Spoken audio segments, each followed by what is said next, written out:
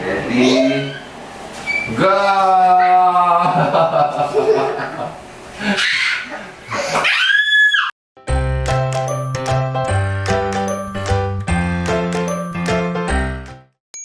Hi, this is Elle and welcome to another video. Andito ko ngayon sa bahay ng in-laws ko. Actually, 3 AM na ngayon. Shoot ko tong video na to ngayon habang tulog sila para di nila ako makitang nag-shoot dito. Kapitbahay namin sila. Like literal na next door neighbor. Tipong ito yung pinto namin. Ito yung pinto nila, gano'n. Nasa isang compound lang kami. If naalala nyo yung isang makeover na ginawa natin, ayan, dito rin yan sa bahay na yon. So, i-check nyo kung hindi nyo pa nakikita. Pero, ayun, ang makeover natin today is itong banyo nila. Ayan, as in sobrang major bathroom makeover ang i-share ko sa inyo ngayon. Pero bago natin i-start yung makeover, i-share ko muna sa inyo kung ano yung itsura niya before. Actually, wala ako nung sinimulan yung renovation na yan. Kaya hindi ko na-picturean yung talagang itsura niya before. Medyo natanggal na yung ibang tiles. Pero basically, ganyan siya. Buong wall niya. Lahat yung green tiles na yan. Tapos yung floor, parang green din siya na mas maliliit na tiles. As in, sobrang... Ewan ko ilang taon na yung banyo na yan. Ilang taon na nga ba? Kung hulaan ko, feeling ko 25 years. Pero, tanong ko sa kanila, ipa-flash ko na lang dito kung ilang taon na talaga yung huling ayos nitong banyo na to. Basically, sila lahat nung nagpagawa niyan, kumuha sila ng tao para gumawa ng makeover. Ako yung, tumulong ako para pumili ng tiles, ng mga decor, ganyan. And yung look na gusto nila is very neutral and very classic. Ganyan yung gusto nila. Tapos, warm tone. Simple lang. Tapos, alam mo yung mga tipong after ilan years, maganda pa rin siya. Hindi siya magiging dated. So, yun yung goal nila dito sa banyo na yan. So, ayun, lahat nung renovation, nagawa yan before pa nung quarantine. Lahat ng shopping natin before pa. And, ngayon ko siyang de-decorate. At least ngayon, meron akong masashare sa inyo. So, tara, simulan na natin tong makeover na to. Shopping tayo today para dun sa tiles dun sa banyo na mini-makeover natin. And, actually, wala pa akong final idea kung ano talaga yung gusto ko. Nag-send siya sa akin ng mga pegs, ano yung gusto niya, mga warm colors, ganyan. Pero, may idea na ako. Pero wala pa akong concrete plan. So, inaantay ko na yung mga tiles dito yung mag-inspire sa akin. Kaya tara, maghanap na tayo. Okay, meron na kaming plano kasi ito yung tile na na-attract din siya. And gusto ko rin ito. So, para siyang medyo concrete na warm, na light, na gray, na actually medium gray siya. So, dyan ako magbe-base para dun sa mga accent tiles natin. So, ito na yung isang tiles natin. Ito yung unang trial natin. Ito yung sa wall, ito yung napili natin. Tapos, nagbalatag ako nung sa floor dapat. Tapos, kumuha pa ako dito. Pero, hindi pa ako masyadong sold dito. Tignan natin kung ano yung pinakabagay sa lahat. So, ang pagde-decide natin is, ayun, yung may-ari. May kausap pa sa phone. Antayin natin. Final answer. Wala pa kaming final answer. Ayan, so, option din kasi ito for flooring. Basta ito na yung sa wall. Pwede rin kami mag-accent.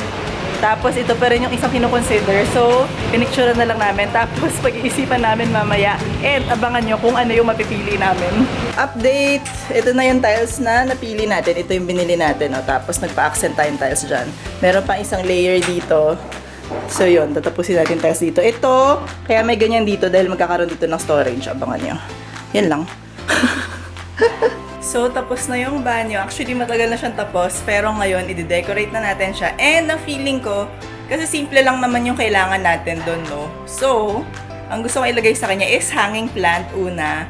Tapos, floor mat. Tapos, konting art lang. Mag-shopping ako ulit dito sa bahay kung ano yung pwede kong gamitin para dun sa, pagde-decorate ng banyo. So, bababa ko itong mga floor mat ko. Titignan ko muna ha, kung itong black, or itong orange, or itong brown yung babagay dun sa space natin. So, may mga options tayo para gamitin dun sa, sa sahig natin. Tapos, ito kinuha ko rin pala. Ayan, macrame na panghang ng plant. Meron akong bracket na tinabi dito. Ayan. So, malamang ito yung gagamitin natin. Instead na pang shelf, sabit ko siya sa wall ng ganyan. Tapos dito ko ihang yung, yung macrame natin. Pwede rin, di ba? Cute naman.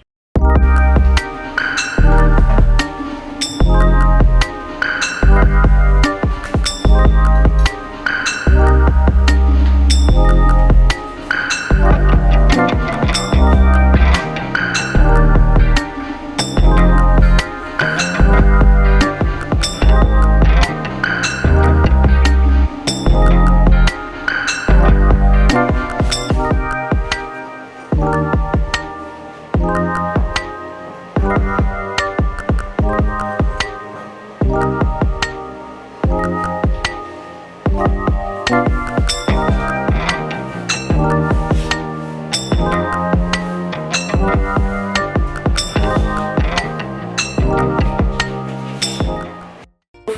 tapos na natin tong makeover nitong banyo nila and excited na akong i-share sa inyo to. So, alika, tour ko na kayo.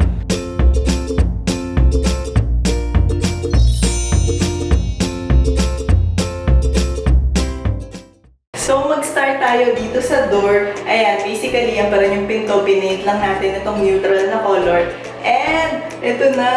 Ito yung tiles na napili natin. Pinakita naman natin kanina yung shopping natin. So, ayan, very simple lang siya kasi gusto nga nila ng warm tones yung tiles nila. So, ito yung nilagay natin. Medyo may texture para hindi sobrang plain.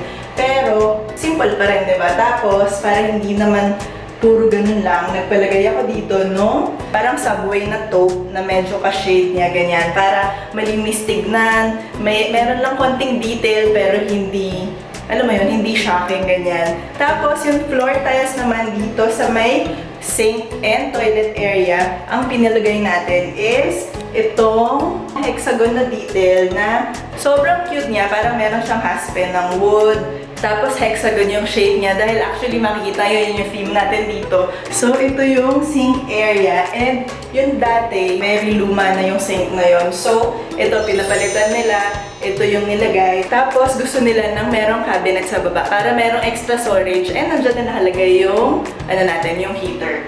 Tapos ito, ayun o, yan yung faucet, ang cute.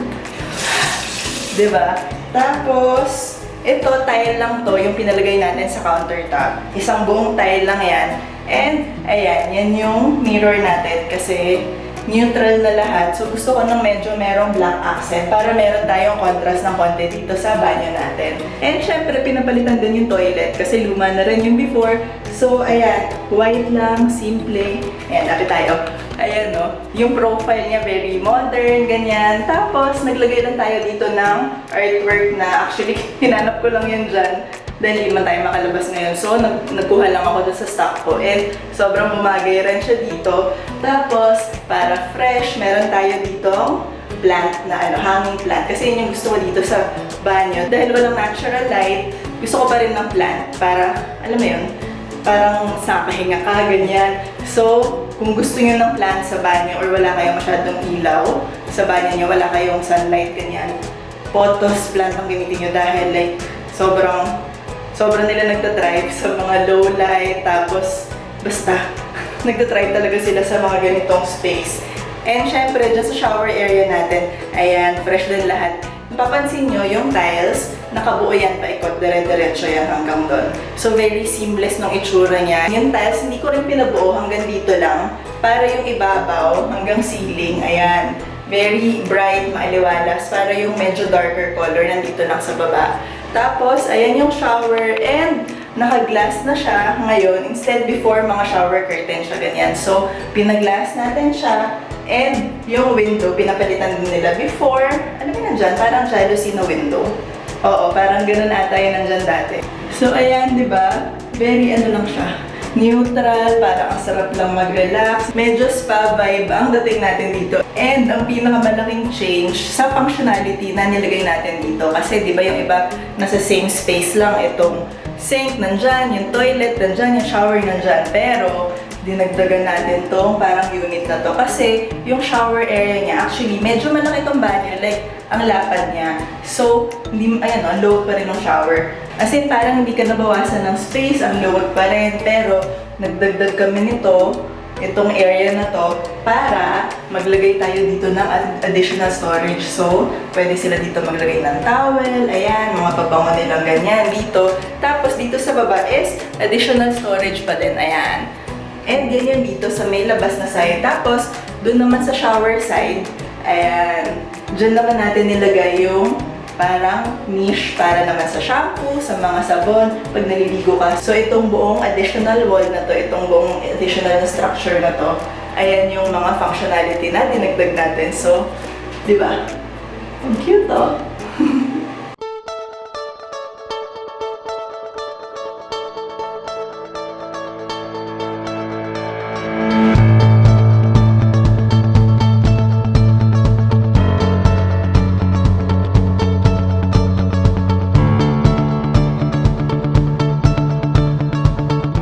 that is our makeover for today. Sana nagustuhan nyo tong extreme bathroom makeover natin na na-share ko sa inyo ngayon. And na-happy ako sa kanya kasi wala. Ang laki ng changes dahil ang tagal ko nung nakikita yung lumang banyo na yon. Sobrang tagal na rin nilang gustong paayos yun. And ngayon, finally, naayos na rin. Tapos, na-achieve yung gusto nila na very neutral, very simple lang. Yung tipong pwedeng magtagal talaga yung design. Maganda pa rin siya kahit ilan years from now. So, ayun. Napi ako sa kanya. Sana nagustuhan nyo. If you did, like this video. And subscribe din kayo sa channel natin. And follow nyo na rin ako sa Instagram. Until next time, bye! Hi, Tita. I think the bathroom design looks nice. Jaden, what do you want to say to Tita? The bathroom's weird.